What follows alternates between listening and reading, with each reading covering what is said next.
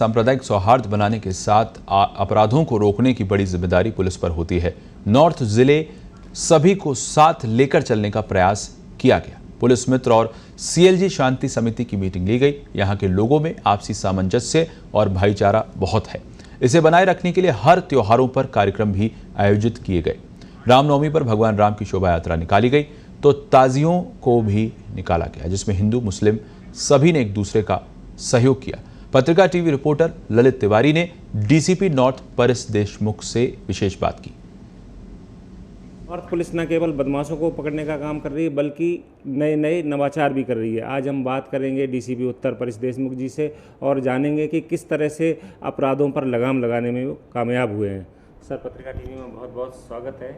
अगर भगौड़ों की बात की जाए तो नॉर्थ जिले में सबसे ज़्यादा तड़ीपार हुए हैं, सबसे ज़्यादा भगौड़ों पर कार्रवाई की हुई, तो इससे आम जनता को कितनी राहत मिली है? देखिए, इसमें दो अलग अलग चीज़ें हैं। पहला तो है कि जो आदतन अपराधी है, जो आदतन जुआरी है, आदतन शराब बेचने का आदी है या लगातार मारपीट करते आ रहा है मोहल्ले में, जिसका भय व्याप्त है, और तो ऐसे लोगों का कमिश्नरेट प्रणाली में जो मजिस्ट्रियल शक्तियाँ इस पोस्ट पे निहित है, उसको फास्ट ट्रैक मोड पर लगाते हुए, शीघ्र से शीघ्र कार्रवाई करते हुए, उनका ट्रायल जल्द से जल्द करते हुए अब तक हम लगभग 180 से ज़्यादा ट्रायल्स फिनिश कर चुके हैं और उसमें लगभग 145 लोगों से ज़्यादा लोगों को हम तड़ीपार कर चुके हैं। तड़ीपार भी हमने दूर दूर के जिलों में किया है और इसी के साथ हमने इनको एक लंबी समय अवधि के लिए भी तड़ीपार किया है, जिससे कि जब भी कोई आपराधिक तत्व अपना एरिया छोड़कर बाहर जाता है तो उस इलाके में ऑटोमेटिकली एक तो शांति हो जाती है। इसी के साथ साथ हमने लगातार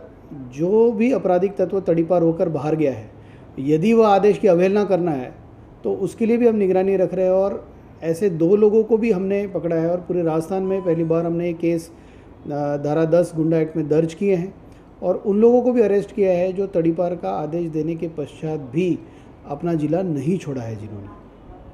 एक सर, नॉर्थ ज़िले की बात करें तो कुछ थानों में अभी भी हवाला का लेन देन होता है, तो इसमें कई बार लूट का प्रयास भी किया गया और लूट भी हुई है, तो इसको रोकने का अपन किस तरह से प्रयास कर रहे हैं?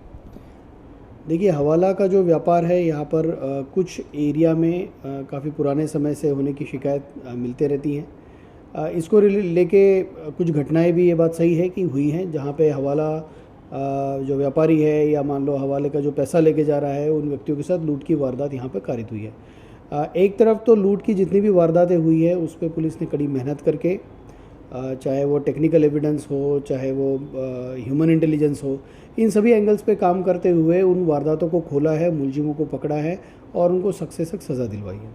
जहाँ तक इस व्यापार की बात है, हमने कई बार इनकम टैक्स अथॉरिटीज़ को, ईडी को इसके बारे में सूचना दी है।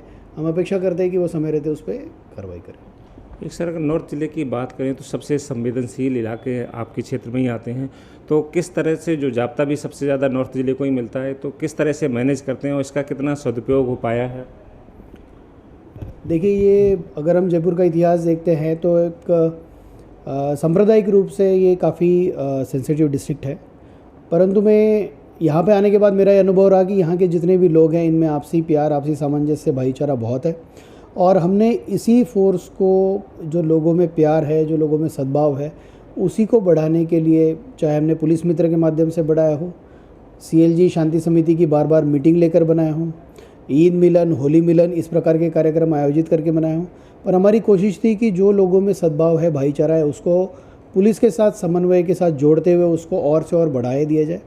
साथ ही जो पुलिस फोर्स यहाँ पर हमें मिलती है उनको हम लगातार गश्त में, सुबह दबिश में और संवेदनशील जगहों पर हम लगातार उनको डिप्लॉय करते हैं ताकि हमारी निगरानी बनी रहे और पुलिस का रिस्पांस टाइम जो है वो ऑटोमेटिकली कम हो जाए। एक सर, बीच में जो कई बार ऐसा देखने में आया कि पथराव हुए तो लोगों ने पत्थर छत पे रख रखे थे, तो इस तरह की जो अपन ने एक मुहिम भी चलाई थी कि कोई इस तरह से माहौल को ना बिगाड़े, उसके लिए अपन को कितनी सफलता मिली? देखिए, ये बात सही है कि कई बार ये जानकारी मिलती थी कि भाई लोगों ने छतों पर पत्थर इकट्ठा कर रखे। इसके लिए हमारा लगातार ड्रोन सर्वे चलता रहता है। सेंसिटिव टाइम पे इसकी फ्रीक्वेंसी हम बढ़ा देते हैं और ड्रोन पेट्रोल के साथ फुट पेट्रोलिंग भी लगातार चलती है ताकि हम ग्राउंड से भी जैसे कोई इनपुट मिलता है उसको चेक करें और फिज़िकली भी हम वेरीफाई करें कि ये नहीं हो कि छत के नीचे वाले कमरे में ही छुपाया हो। तो फुट पेट्रोल और ड्रोन पेट्रोल, ये दोनों को ही हम साथ में मिला के लगातार हम सर्वे करते रहते हैं और हम ये लगातार ध्यान में रखते हैं और लोगों से भी हम अपील करते हैं कि इस प्रकार का कोई भी गतिविधि भी अगर आपकी नज़र में है, जानिब में है, तो हमसे शेयर करें। एक सर नॉर्थ ज़िले की बात करें तो वहाँ जौहरी बाज़ार भी है, परकोटा है, पूरा सभी जगह। तो बीच में कई वारदातें भी हुई, जैसे चैन तोड़ने की और पर्स छीनने की। तो आपने जो प्रयास किया था सीसीटीवी कैमरे जगह जगह लगवाने का, तो उसमें कितनी सफलता मिली और उससे कितनी फ़ायदा मिला? देखिए, आज के ज़माने में सीसीटीवी कैमरास एक तरह से परमानेंट हमारी नज़र है उस जगह पर जहाँ भी ये लग जाते हैं। हमने एक तरफ तो सभी से आग्रह किया, चाहे वो व्यापार मंडल हो, चाहे वो व्यक्तिगत सीएलजी सदस्य हो, शांति समिति सदस्य हो, सुरक्षा मित्र हो, सुरक्षा सखी हो, तो हमने सभी से कोशिश की कि अपील की कि भाई आप ज़्यादा से ज़्यादा कैमरे लगाएं। दूसरा, हमने इंटीग्रेशन करवाया, जैसे कि नगर निगम के कैमरे जो स्मार्ट सिटी प्रोजेक्ट के अंतर्गत लगे थे, उसका डिस्प्ले केवल नगर निगम में था और अभय कमांड का डिस्प्ले अभय कमांड में था। तो हमने इसमें जो टेक्निकल खामियां थी, एक छोटी मोटी बातचीत करके, और मैं धन्यवाद भी देना चाहूँगा नगर निगम कमिश्नर साहब को और उनकी पूरी टीम को कि उन्होंने भी इसमें सहयोग करते एक विशेष फाइबर लाइन डलवाते हुए अब हम अभय कमांड सेंटर पे ही स्मार्ट सिटी के भी और अभय कमांड के भी कैमरेज हम तुरंत देख पाते हैं। और इसी का नतीजा रहता है कि कोई भी संगीन वारदात हो जाती है तो हम तुरंत उसका कैमरे के रूप में उसका पीछा कर सकते हैं, हमारी नज़र वहाँ पे रहती है। दूसरा, इन कैमरेज के स्ट्रक्चर को हम इवनिंग पेट्रोल में भी यूज़ करते हैं, हमारी खुद की जो पेट्रोल जाती है उसको चेक करने में भी लेते हैं। तो इसका एक मल्टीपल यूज़ है और हमारी सभी से अपील रहती है कि सभी लोग अपनी सुरक्षा के नाते ज़्यादा से ज़्यादा कैमरे लगवाएं। एक सर कमिश्नरेट की ओर से आदेश जारी हुए थे कि सभी थानाधिकारी पैदल गश्त करें, और आपने भी एक आदेश निकाला था कि सभी को जो नाइट गश्त के दौरान भी और उससे पहले भी एक बार गश्त करनी चाहिए, पैदल गश्त जो कही जाती है।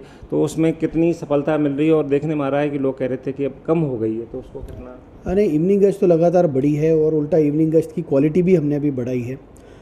इवनिंग गश्त को नॉर्थ के एरिया में हम 2-3 तरीके से इस्तेमाल करते हैं। पहला, इवनिंग गश्त में ही जो उस मोहल्ले के व्यक्ति है उनको टच करना, उनसे बात करना, ताकि हमारा और पब्लिक का जो लाइजन है वो लगातार बना रहे। उसी के साथ साथ कुछ एरियाज़ हमने चिन्हित किए जहाँ पर शरारती तत्व, आपराधिक तत्व बैठ के, कोई ऐसी जगह है कि जहाँ पे नशा करने के नाम पर बदनाम है, कोई ऐसी जगह है जहाँ पर लोग बैठकर दारू पीते हैं या बदमाश इकट्ठा होते हैं, तो उन जगहों को हम लगातार चेक करते हैं। तीसरा, जो भी हमने वांटेड क्रिमिनल्स की एक लगातार लंबी सूची बनाई हुई है, इवनिंग गश्त में हम कोशिश करते हैं कि हम वो भी करें।